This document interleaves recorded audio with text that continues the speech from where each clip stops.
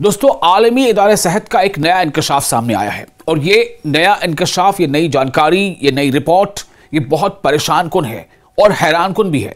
दरअसल आलमी इदारा सेहत यानी वर्ल्ड हेल्थ ऑर्गेनाइजेशन ने इंकशाफ किया है कि महसूर गजा की पट्टी में तिब्बी इनखला में ताखीर की वजह का, यानी मेडिकल एड या मेडिकल जो जरूरियात थी उसको मिलने में देरी की वजह कर 1000 से जायद मरीजों की जान जा चुकी है। आप सोचें कितनी बड़ी बात है ये। वो ऐसे मरीज हैं जिनको मेडिकल सपोर्ट मिल सकता था और मिल सकता था तो शायद उनकी जानें बच सकती थी, क्योंकि ये जो इदारा है वर्ल्ड हेल्थ ऑर्गेनाइजेशन, आलमी इदारा सेहत, इसकी रिपोर्ट मैं आपके सामने रख रहा हूं। गजा के ताल्लुक से गजा की पट्टी को जिस तरह से हर तरफ से घेर कर रखा गया है, उसका ये खामियाजा गजा के बेबस लोगों को भुगतना पड़ रहा है। तो वर्ल्ड हेल्थ ऑर्गेनाइजेशन ने जो इंकशाफ किया उसके मुताबिक महसूर यानी हर तरफ से घिरे हुए गजा की पट्टी में तिब्बी इनखला यानी मेडिकल जरूरियात को लेकर वहां से फौरन किसी दूसरी जगह मुंतकिल करना या कहीं और ले जाना मरीजों को, यह नहीं हो पाया, जिसकी वजह से 1000 से जायद कमोबेश जो आंकड़ा सामने आया उसके मुताबिक 1092 मरीज जान की बाजी हार गए। ये अमवात जुलाई 2024 से 28 नवंबर 2025 तक उस दौरान हुई है जब मरीज बैरून मुल्क इलाज के मुंतजिर थे, यानी उनको यह लग रहा था कि हमारा किसी दूसरे मुल्क में इलाज हो जाएगा, वो इंतजार में थे, लेकिन उनको यह सहूलत मिल नहीं पाई। उनको मेडिकल सपोर्ट किसी दूसरे मुल्क में ले जाने के लिए वो तमाम सहूलियात मिल नहीं पाई। वर्ल्ड हेल्थ ऑर्गेनाइजेशन यानी आलमी इदारे के मुताबिक इस अलमनाक सूरत हाल की बुनियादी वजह काबिज इसराइल की जानिब से मुसल्लत किया गया जालिमाना मुहासरा है, जो 2 बरस से जायद अरसे से जारी है, और इसी के साथ गजा पट्टी पर नस्लकुश जंग भी मुसल्लत की गई। आप सोचें कितनी जबरदस्त जो है कह सकते हैं कि बेबसी में वो लोग रह रहे हैं, कितना ज्यादा परेशान हाल वो गजा के लोग हैं। और ये रिपोर्ट में किसी ऐसे वैसे तंजीम के नहीं दे रहा हूं आपके सामने, ये मैं आलमी इदारा सेहत यानी वर्ल्ड हेल्थ ऑर्गेनाइजेशन की रिपोर्ट सामने रख रहा हूं। यह बात आलमी इदारा सेहत के मकबूजा फिलिस्तीनी इलाकों में नुमाइंदे रिक पेपरकॉन, पूरा नाम है रिक पेपरकॉन, तो रिक पेपरकॉन ने न्यूयॉर्क में अक़वाम मुत्तहिदा के सदर दफ्तर में मीडिया के लोगों से, नुमाइंदों से, सहाफ़ियों से गुफ्तगू के दौरान कही। उन्होंने ये आदाद व शुमार गजा पट्टी की मकामी सेहत हुकाम के हवाले से पेश किए हैं। यानी उन्होंने इसका बुनियाद क्या बताया, वो ये बताया कि जो गजा की पट्टी के जो वहाँ के जो स्टेशन या वहाँ के रीजनल जो हेल्थ जो अफसरान हैं, उनसे उनको ये जानकारी मिली, चूँकि उनका काम है उसको कलेक्ट करना।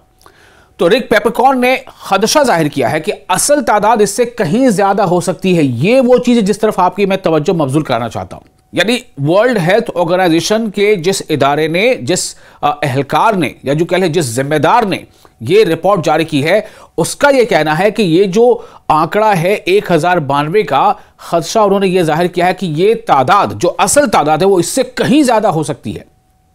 अब आप अंदाजा कर लें कितनी ज्यादा हो सकती है, क्योंकि ये आदाद शुमार सिर्फ उन अमवात पर मुश्तमिल है जिनकी बाकायदा इत्तला दी जा सकी। इनके मुताबिक बहुत से मरीज ऐसे भी हैं जो गजा से बाहर इलाज के लिए मुंतकिल न हो पाने के बायस खामोशी से दम तोड़ गए। उन्होंने जोर देकर कहा कि आलमी इदारे सेहत यानी वर्ल्ड हेल्थ ऑर्गेनाइजेशन ने मजीद मुल्कों से, मजीद देशों से, यानी और ज्यादा देशों से अपील की है कि वो गजा के मरीजों को इलाज के लिए कबूल करें और तिब्बी इनखला के अमल को दोबारा मगरबी किनारे बशमुल मशरक़ी बैतुल मक़दस तक बहाल किया जाए। यानी उसका जो दायरा है उसको बढ़ाया जाए कि कहां कहां के लोगों को आप मेडिकल एग्जिट करेंगे, यानी मेडिकल सहूलत के लिए, इमरजेंसी मेडिकल सहूलत के लिए उनको वहां से फौरन निकालेंगे और किसी और दूसरे मुल्क में उसका इलाज के लिए उसको ले जाएंगे। तो ये वर्ल्ड हेल्थ ऑर्गेनाइजेशन के इदारे के अहलकार वो ये कह रहे हैं कि हमारी अपील है अलग अलग मुल्कों से कि वो गजा के मरीजों को इलाज के लिए कबूल करें और तिब्बी इनखला मेडिकल एग्जिट के अमल को दोबारा मगरबी किनारे बशमूल जिसमें मशरक़ी बैतुल मक़दस तक का भी इलाका हो उसको भी शामिल किया जाए। और इन इलाकों से जो ऐसे संजीदा और बिल्कुल गंभीर बीमारियों का या गंभीर तौर पर वो ज़ख्मी हैं कि अगर फौरी उनको किसी दूसरे मुल्क में बेहतर इलाज न मिला तो उनकी जानें जा सकती हैं, ऐसे मरीजों को अलग अलग मुल्कों से उनकी अपील है कि वो अपने यहाँ आने दें और उनको न सिर्फ आने दें बल्कि उसके लिए वो कोशिशें करें और उनको अपने यहाँ इलाज कराएं। पेपरकॉर्न के मुताबिक गजा में 36 में से सिर्फ 18 अस्पताल जुज़वी तौर पर काम कर रहे हैं। आप सोचिए क्या हालात हैं। 50%, वो भी जुज़वी तौर पर, यानी टोटल गजा में जो अगर 36 अस्पताल हैं तो उनमें से 18 अस्पताल तो ऐसे हैं जो बिल्कुल बेकार हो चुके हैं, वो कोई काम के नहीं रहे। इस तरह से इस्राएली बमबारी का वो शिकार हुए कि उनमें कोई काम नहीं हो पा रहा है। अब 36 में से सिर्फ 18, यानी कि आधे अस्पताल अगर थोड़े बहुत वहां पर लोगों की खिदमत कर पा रहे हैं तो वो भी जुज़वी तौर पर, जुज़वी मतलब पार्शियली, थोड़ा मोड़ा। अब आप सोचिए क्या हालात हैं। तो जुज़वी तौर पर सिर्फ 18 अस्पताल काम कर रहे हैं, जबकि बुनियादी सेहत मराकज में जो बेसिक हेल्थ सेंटर्स हैं छोटे मोटे, उनमें से सिर्फ 43% किसी हद तक खिदमत फराहम कर पा रहे हैं। ओनली 43%। यानी कि इसका मतलब क्या हो गया कि 57% जो है वो नाकारा हो चुके हैं, वो तबाह हो चुके हैं। उन्हें इस्राएली हमले में निशाना बनाया गया। और जो 43% जो रीजनल यानी छोटे मोटे अस्पताल हैं, जो मेडिकल सेंटर्स हैं, वो भी पूरी तौर से फाल नहीं हैं। वो पूरे अपने तौर पर जो है वहां पर मेडिकल सेवाएं नहीं दे पा रहे हैं, थोड़े मोड़े दे पा रहे हैं किसी हद तक, मतलब छोटा मोटा काम हो पा रहा है। उन्होंने बताया कि दिल के अमराज समेत दीगर संगीन बीमारियों के इलाज के लिए बुनियादी अद्वियात यानी बुनियादी मेडिसिन, जो बिल्कुल नेसेसरी दवाएं हैं, और जरूरी तिब्बी सामान की शदीद किल्लत बदस्तूर बरकरार है। यानी कि अगर अस्पताल मान लीजिए कि 30-40% या कुछ हद तक काम कर भी रहे हैं, लेकिन दिल के अमराज जैसे जो संगीन बीमारियां हैं उनके लिए जो जरूरी अद्वियात हैं, जरूरी दवाएं हैं, वो भी वहां मयसर नहीं है। और न सिर्फ ये कि दवाएं, बल्कि दवाओं के साथ साथ जो बुनियादी अद्वियात और जरूरी तिब्बी सामान है, मेडिकल इक्विपमेंट्स है, उनकी भी बहुत ज्यादा कमी है, शदीद किल्लत है, यानी कि घोर कमी है।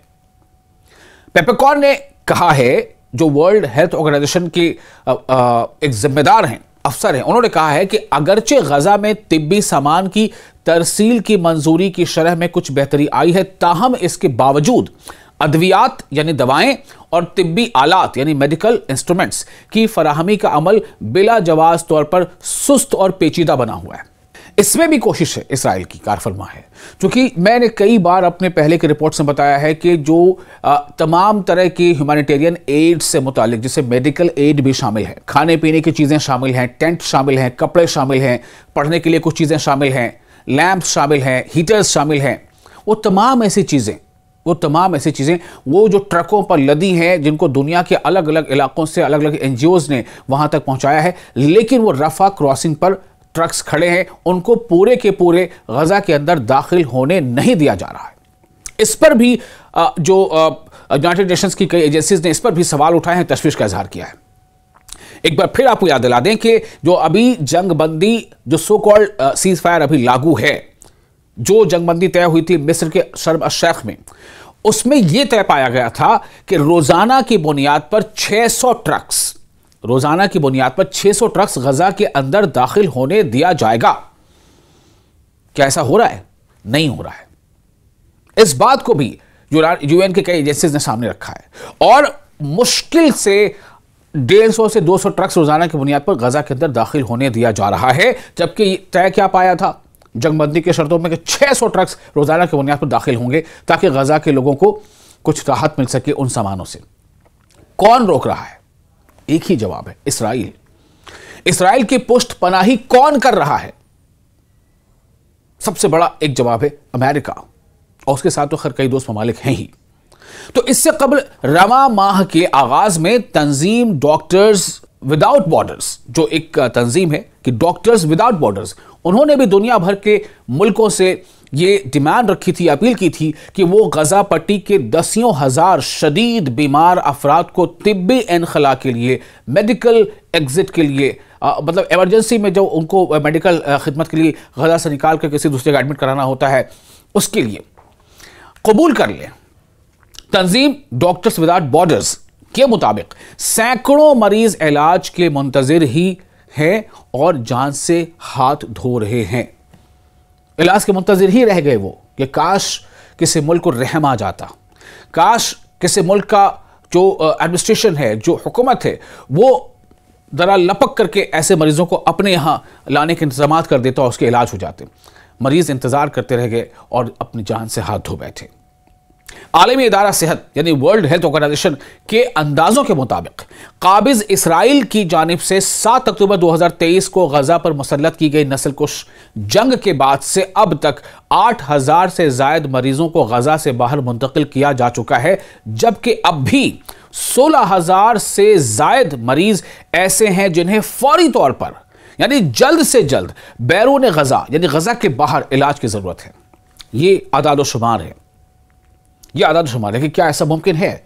कई ऐसे मेडिकल अमला, मेडिकल टीम जो है उन्होंने न सिर्फ ये कि वहां पर मरीजों की खिदमत की बल्कि अपनी जान को जोखम में डालकर, और कई बार हमने आपको रिपोर्ट्स तो बताई हैं जब हालात जंग के थे यानी 10 अक्टूबर 2025 से पहले के दौरान कई मेडिकल अमले को अपनी जान गंवानी पड़ी, कई डॉक्टरों को अपनी जान से हाथ धोना पड़ा। लेकिन कुर्बान जाइए उन डॉक्टरों के जज्बे पर, उन मेडिकल अमलों के लोगों के, उनके मेंबर्स के जज्बे पर कि उन्होंने अपनी जान की परवाह किए बगैर जरूरतमंद, बीमार, इलाज के मुंतज़िर लोगों की खिदमत में अपना वक्त लगाया। और अब भी डॉक्टर्स विदाउट बॉर्डर्स यानी कि ऐसे उसमें डॉक्टर उस टीम में शामिल होते हैं जो किसी भी दूसरे मुल्क के हो सकते हैं, और वो वहां पर अपनी इंसानी फरीजा को अंजाम दे रहे हैं, इलाज के इंसानी खिदमत को अंजाम दे रहे हैं। उन्होंने अपील की है कि अभी भी 16,000 से कहीं ज्यादा मरीज ऐसे हैं जो संगीन बीमारियों से दो चार हैं और जल्द से जल्द उनको मेडिकल एग्जिट यानी मेडिकल इनखला जिसको कहते हैं उर्दू में, मेडिकल इनखला, जल्द से जल्द उनको वहां से एग्जिट करके और बाहर के मुल्कों में उनको बेहतर इलाज मुहैया कराया जाए। वरना फिर यही होगा कि अगर दूसरी सूरत में फिर वही जिंदगी और मौत की बात सामने आ जाएगी। आपकी रिपोर्ट कैसी लगी? अपने तासुरात कमेंट बॉक्स में शेयर कर सकते हैं।